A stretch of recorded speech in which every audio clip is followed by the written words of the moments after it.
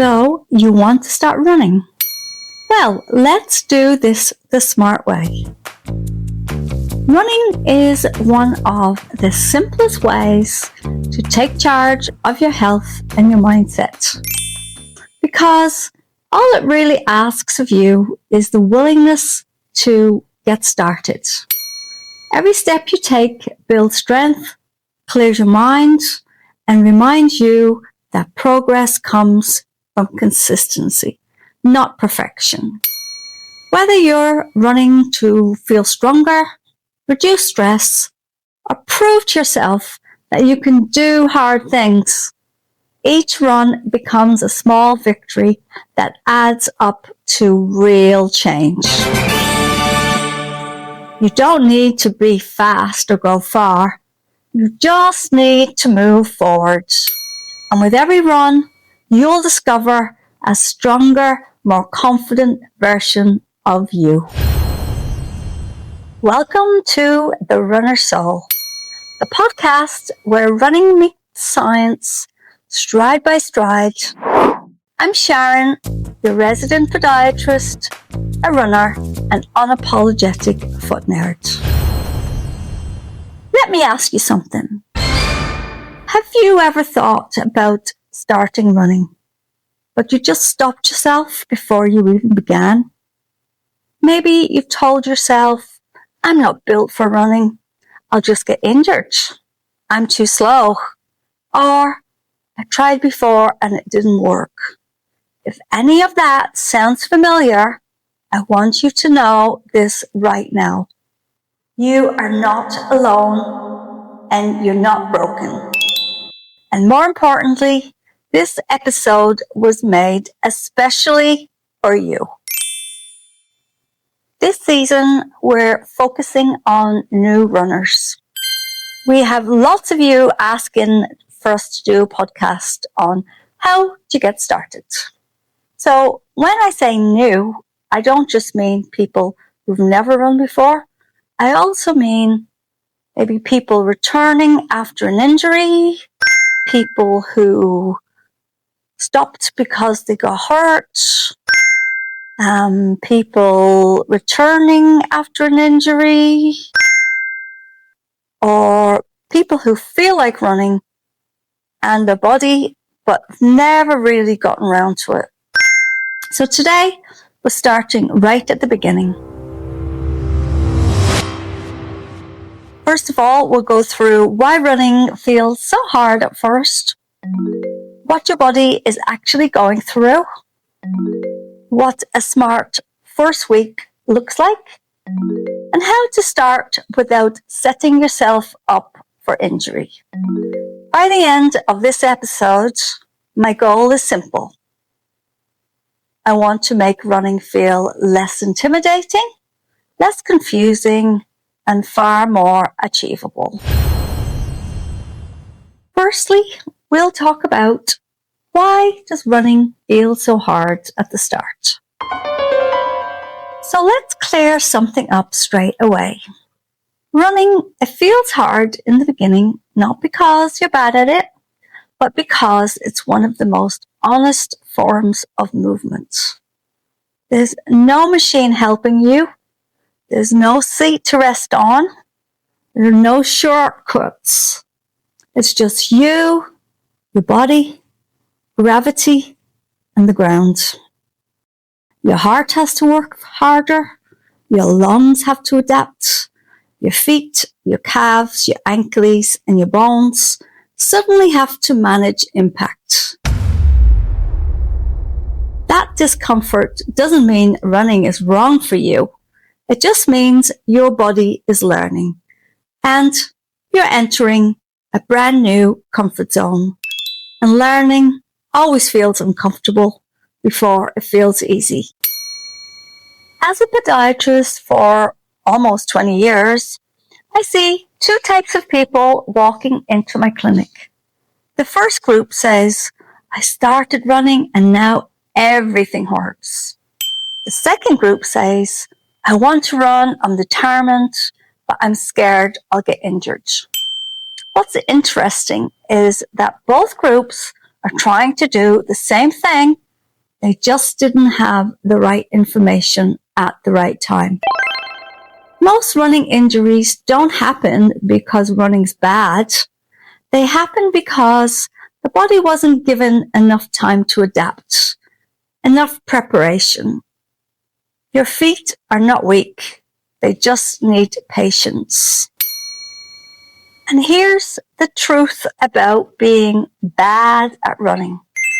One of the most common things new runners tell me is, I'm just not a runner. I'm just too slow. But let me be very clear here. Pace does not define whether running is working or not. Speed comes later. Endurance comes later. Confidence comes later. Fitness comes later. But right now, your only job is to teach your body that running is safe. And the best way to do that is through run, walk training. Walking breaks are not cheating. They are smart training. Because every strong runner you see today once relied on walking breaks too. What does a smart week 1 actually look like? Well, your first week of running should feel almost too easy. A healthy week 1 will often look like this.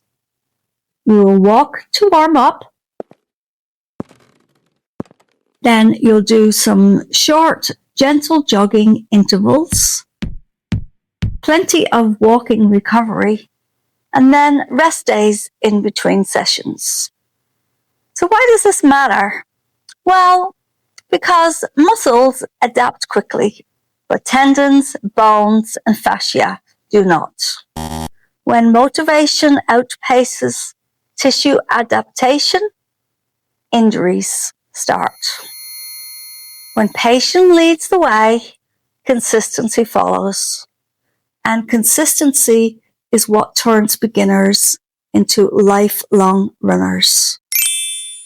So, it'll be a case of at first you'll feel like 1 minute is killing you, but then you'll go from 1 minute to 3 minutes to 5 minutes to 7 minutes to 9 minutes and so on. So now we'll talk about understanding your feet. Let's talk about your feet because they do a lot more than most runners realize. With every running step, your foot absorbs impact, your arch stores and releases energy, your plantar fascia, it acts like a spring, and your calf and ankles help push you forward. If you increase running too quickly, then these tissues don't get enough recovery time. And that's when issues like heel pain, ankles tightness, tendinitis, shin splints, etc. start to appear. This isn't your body failing. This is your body communicating. Good runners listen to their body. Smart runners adjust early. And also, smart runners don't allow these small little tweaks to put you off. So a question you're probably asking yourself is, what's normal versus what's a red flag? Here's an important distinction for new runners. Normal early sensations are things like muscle soreness, heavy, tired legs, mild stiffness the next day. Now, red flags, on the other hand, you should not ignore them. They are things like sharp or stabbing pain, pain that worsens during the run, and pain that doesn't improve with rest, and pain that changes how you run. So if you feel you're kind of running or you're walking differently, it's almost like you're compensating and trying to avoid pains or twinges, then that's another red flag. So discomfort is adaptation. Pain is information. You've got to listen to your body, and you've got to learn to tell the difference. And by doing so, will protect you in the long run. Let's discuss the biggest mistake new runners make. Well, the biggest mistake I see in new runners is falling in love with motivation. Motivation feels amazing, but it's very unreliable. The runners who stay healthy aren't the ones who push the hardest. They're the ones who build habits slowly and consistently. Running isn't about proving anything. It's about building a relationship with your body, and that relationship takes time. And this podcast exists because running shouldn't feel confusing or scary. You shouldn't have to Google symptoms and panic, push through pain because that's what runners do, or quit something you enjoy because no one explained it properly. My goal is to help you understand your body and not fear it. We want to work with your body. And because when you understand your body, you'll move with confidence. And we don't just want you to feel good. We want you to look your best.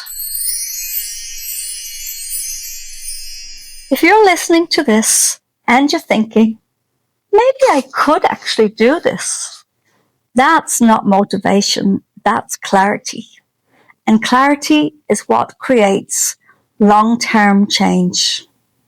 Don't need to be fast, don't need to be perfect, you just need to start respectfully. In our next episode, we're going to talk about common beginner mistakes. The small, innocent choices that quietly turn excitement into pain or injury, and it just is off-putting. So these will be little things like running too often, running too fast, and ignoring early warning signs. So episode 2 will help you avoid those mistakes before they stop your progress and your motivation. So make sure you're following the podcast. You won't want to miss it. So before we wrap up here, you didn't think I was going to go without giving you homework, did you? This week isn't about running more. It's going to be about understanding more. So let me give you your homework for the next 7 days. So for the next 7 days, I want you to move your body intentionally at least 3 times. This can be walking, light jogging, or run-walk intervals. And I want you to pay attention to how your feet and your legs feel before, during, and after the movement. Don't judge your pace, your distance, or your speed. I just want you to notice what you notice, because the runners who stay injury-free are the ones who listen early. Well, guys, that's a wrap for this week's episode. But I'd love you all to join our community on Facebook. It's a great place where you can share your stories, connect with real people like me, and keep the conversation going beyond the podcast. I'll drop the link in the show notes so you can join us there. And don't forget to tune into our brand new website. And you should be able to get all their downloads from there. So until next time, stay patient, stay curious, and remember, every runner begins by learning about their own body, one smart step at a time.